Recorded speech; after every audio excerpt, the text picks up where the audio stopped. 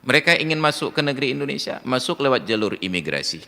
Tapi pertanyaannya, kemana pihak keamanan Republik Indonesia, baik Angkatan Lautnya ataupun Polairutnya, sampai kasus ini bisa berulang-ulang setiap saat? Ataukah memang sudah tidak dianggap lagi Aceh ini sebagai bagian dari wilayah Republik Indonesia yang wajib dijaga kedaulatannya, sehingga orang yang tidak punya visa, yang tidak punya izin, yang bukan warga negara, bebas keluar masuk?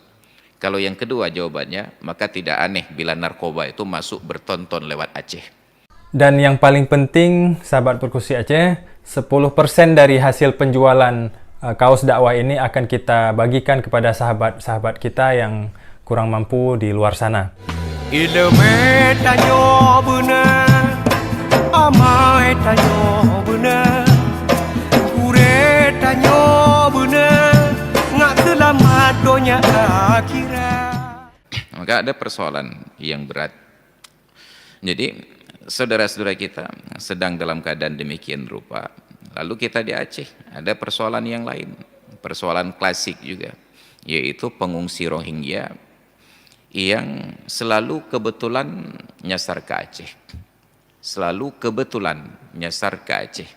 Padahal di dalam hukum alam dinyatakan as-sadafatu la tatakarrar.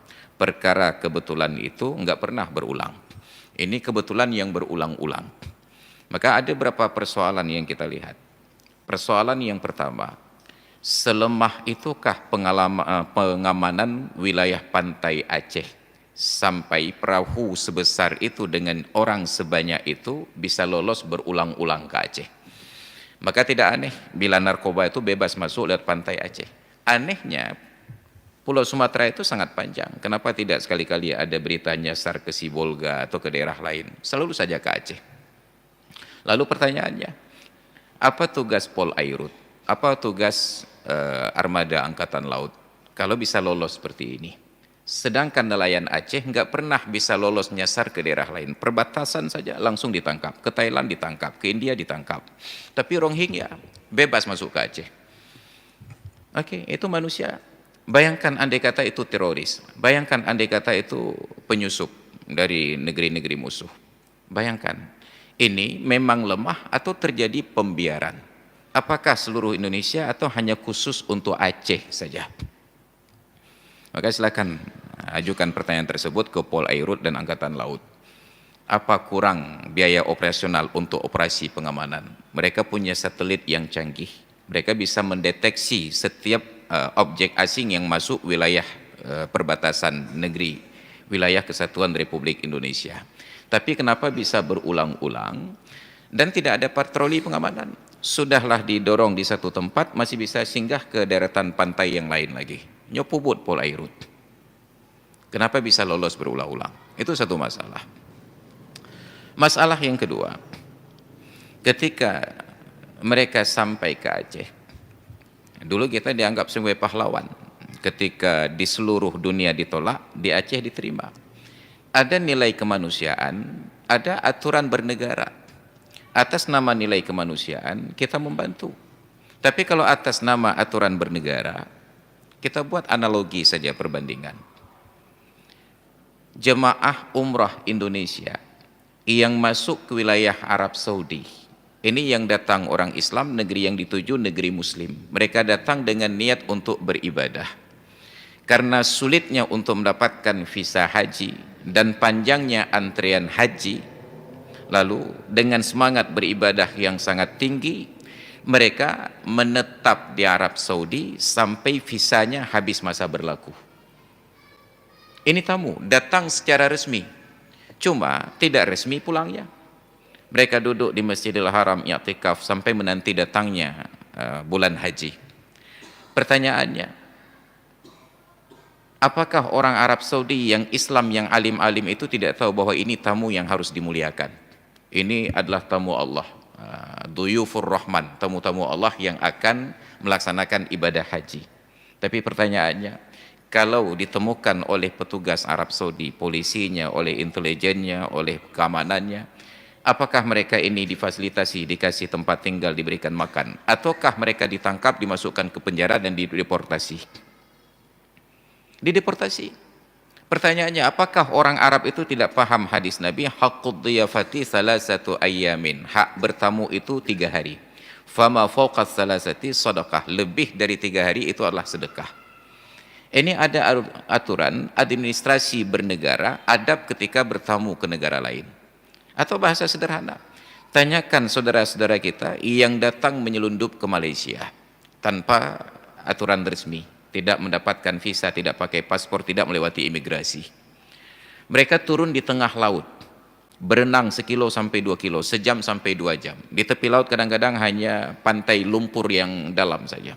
Saya diceritakan oleh seorang kawan yang sangat akrab dengan saya, kawan sejak dari kelas 1 SD sampai sekarang.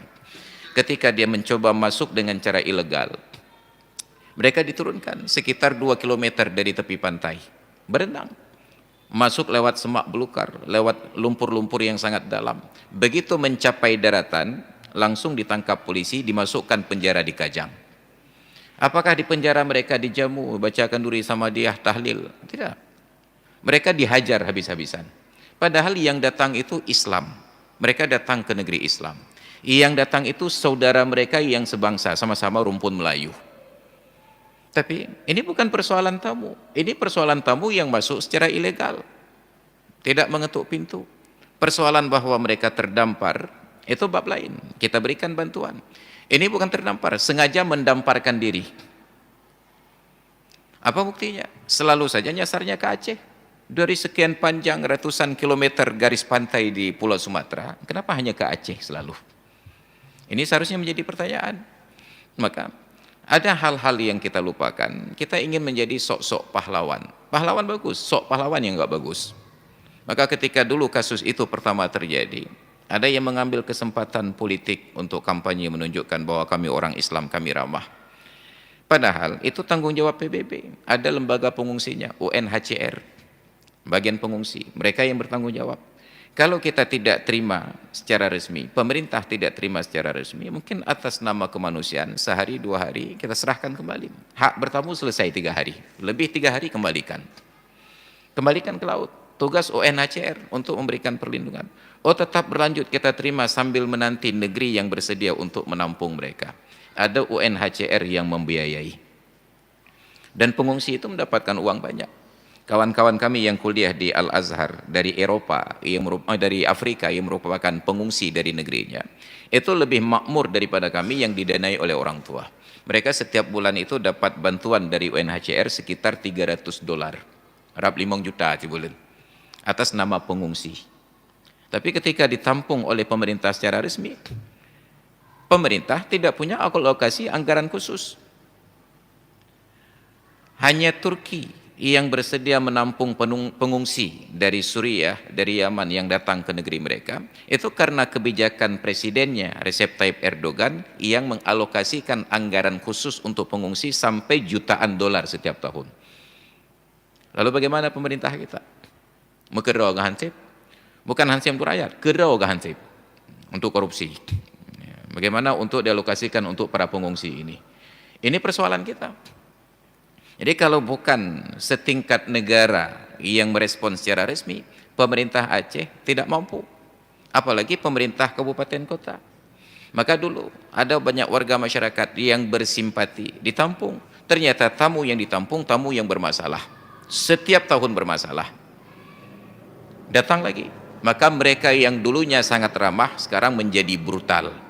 Kenapa? Pelajaran sejarah berulang-ulang, orang yang datang ini bukan orang yang datang yang patut dikasihani dalam durasi waktu yang panjang. Dan terbukti, saudara-saudara kita ini menyambut dengan baik. Diberikan makanan, diberikan minuman. Tapi ternyata bantuan makanan dan minuman itu dibuang. Mana patut terbantu ya? Ini harusnya menjadi banyak pertimbangan. Jadi bukan hanya melihat ini orang yang perlu dibantu. Iya, perlu dibantu. Tetapi untuk memberikan tempat dalam durasi waktu yang panjang, logistiknya bagaimana? Pengamanannya bagaimana? Nanti keberlanjutannya bagaimana? Kita kasih 1 pulau pada mereka. Jok dan Haran, tahu-tahu.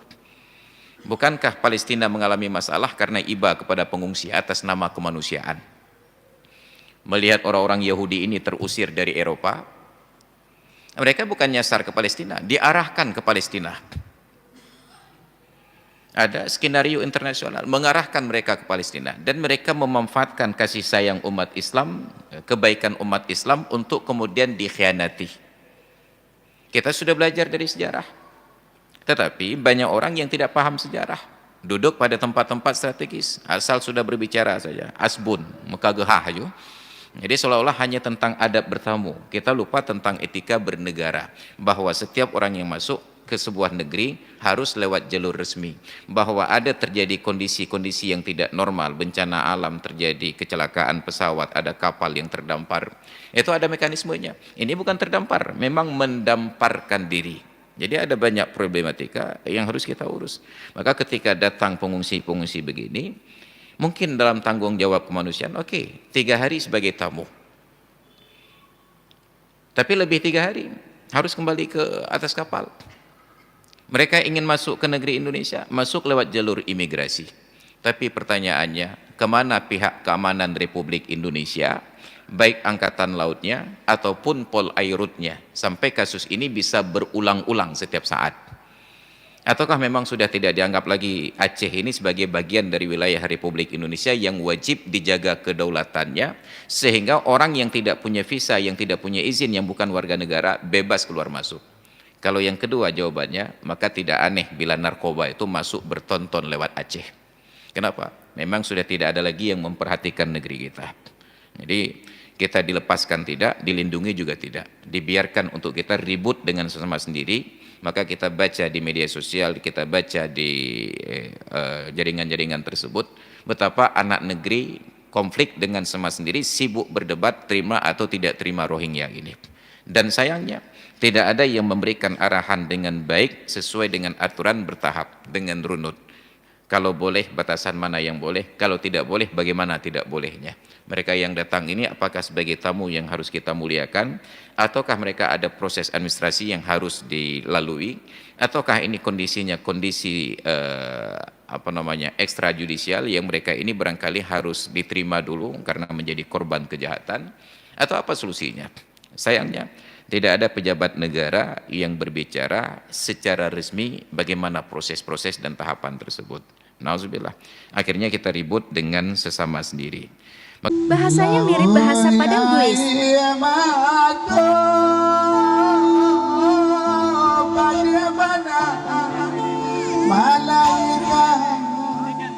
Ambok ini keadaannya kau